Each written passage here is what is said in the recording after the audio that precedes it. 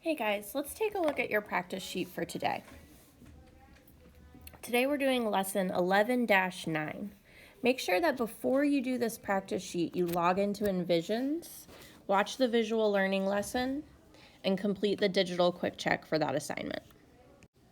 For this practice sheet, I want you to do problems 1 and 2, 5 and 6, 9 and 10, and question 13. So you can skip the items that I didn't mention on my list. Okay, we're going to write each quotient as a fraction or a mixed number. So for number 1, we're going to take 15 divided into 10 equal groups. Now we can write it as a fraction like this, 15 divided by 10. 15 is your numerator, that's your dividend. And 10 is your divisor, the number that you're dividing by. Now we need to write it as a mixed number because 15 tenths is an improper fraction. It's greater than 1 whole. So 15 tenths is composed of 10 tenths, or 1 whole, plus 5 tenths. That makes it equivalent to 1 and 5 tenths, or 1.5. So you would record it in simplified form as 1.5.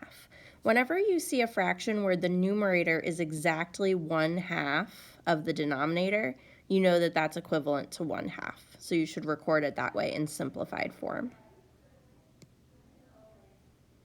Here's what that would look like with a tape diagram.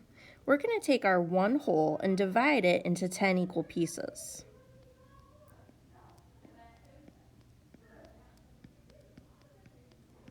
Okay, now if we shade in all 10 of these pieces, then we have our 1 whole. Now we're going to need to show another whole also divided into 10 equal pieces in order to complete our representation, since we have an amount that's greater than 1 whole. Okay, so here's what our second whole will look like. For this one, we would only fill in the first 5 sections to represent our 5 tenths. So that's 10 tenths plus 5 tenths equals 1.5.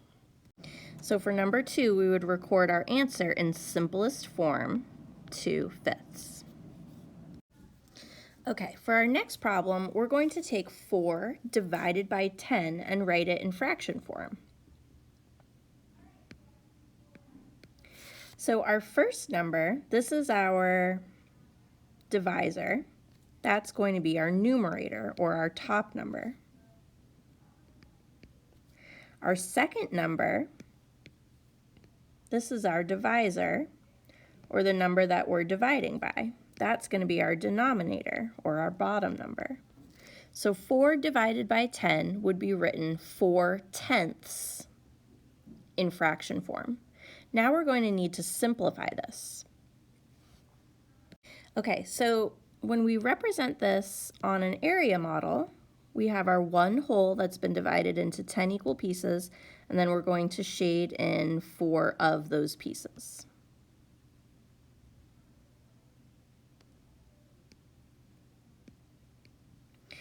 If we look at just one section of our area model at a time, like let's say we're just going to look at this half first, we can see that we could also name that section 2/5 because we have 1, 2 out of 5 sections. And then on the other side, it can also see that I have 2/5 shaded in. So we can rename 4 tenths 2 out of every group of 5. And we just happen to have more than one group of 5 in this representation.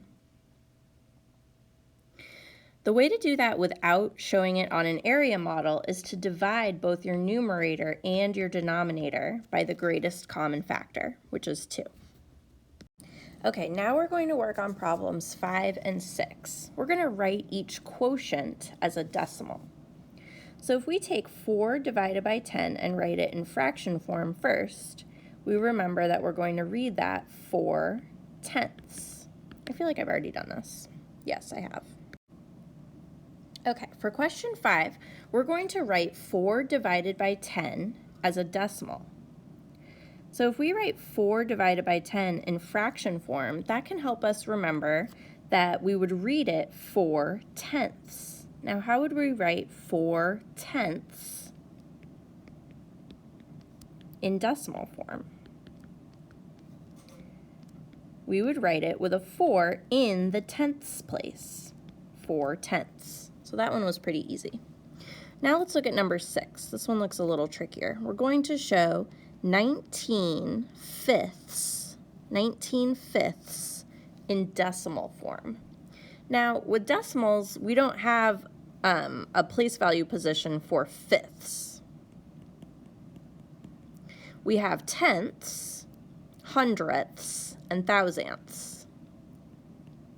So in order to write this in decimal form, I'm going to have to convert it first to tenths. And I can do that. Let's see. Let me make a model to show you. Okay, so here's my one whole that's been divided into 5 equal pieces. And if I want to show what 19/5 looks like, I'm going to have more than one model. So here's my 5/5, 10/5,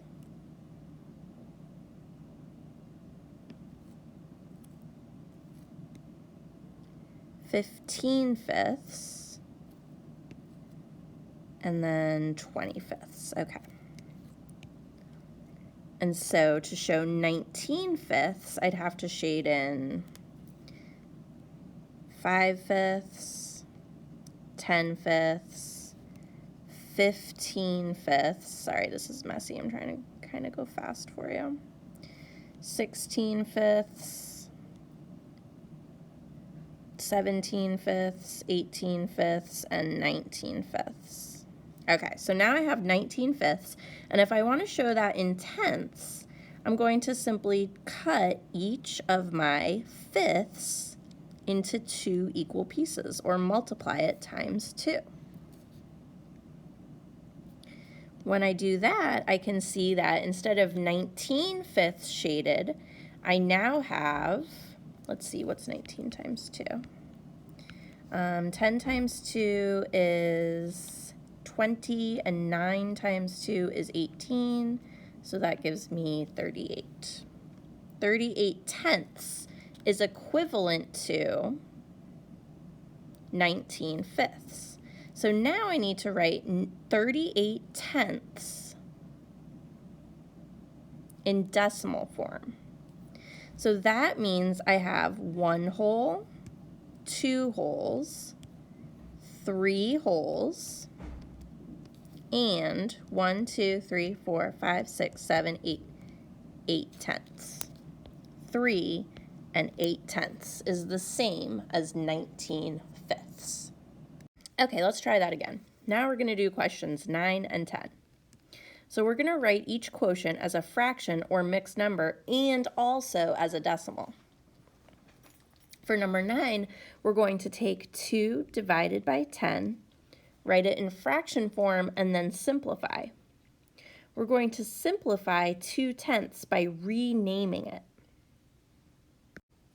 So what you need to do is look at 2/10 and find the greatest common factor for both 2 and 10. Remember, factors are numbers that you can multiply together to get a quotient. There are few factors for any given number, but there are many, many quotients, or many, many multiples. So that's how you can remember the difference between factors and multiples. Few factors, many multiples. 2 only has 2 factors, 2 and 1. And for 10, we can multiply 1 and 10 and 2 and 5 together. Those are the factors. I can see that 2 is the biggest number on both of these lists. So I'm going to divide the numerator and the denominator by 2. And that simplifies 2/10 to 1/5, or 1 out of every group of 5. And then 2/10 is easy to write in decimal form. I just write it like this, okay? Okay, now for number 10, this one's a little trickier. We have 37 halves, which obviously is very much an improper fraction.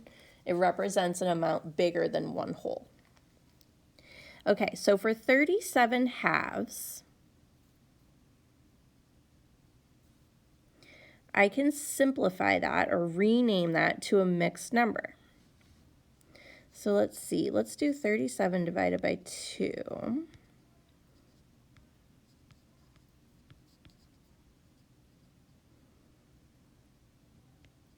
Okay. So 37 divided by 2 is 18 with a remainder of 1. So that means that in fraction form, 37 halves is the same as 18 and a half. Now to rename that in decimal form, we're going to need to convert it to tenths. So 18 and a half, how would we write that? How would we rename 1/2 with a denominator of 10? That would be 5/10. So 18 and 5/10 is the same as 18 and a half. Okay, let's take a look at question 13. Lawrence is making 10 gift baskets. The table shows the food he has bought for the baskets. If the food is divided evenly, how much of each type of food will he put in each basket? Complete the table. Give each answer as either a fraction or a mixed number and also as a decimal. Oh my gosh, there's a lot going on here.